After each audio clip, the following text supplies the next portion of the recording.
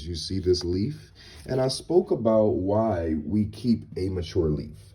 It is very, very, very, very important to keep a mature leaf. You do not cut off every single leaf and try to sell them all or try to root them all or whatever you're trying to do with them. You keep one leaf.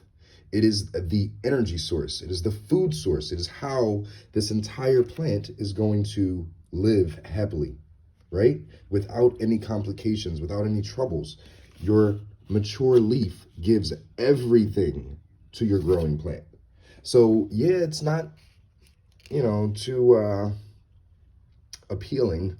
It's not as up to par as I would like it to be, right? But it's been with me for about 2 years. I said on the video last, about 2 years or so.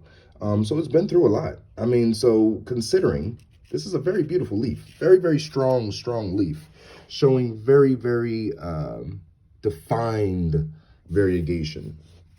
Okay, as you can see on the stem as well. Very, very, very, very defined variegation. That's also why I wanted to get this baby. I knew this would be a treat.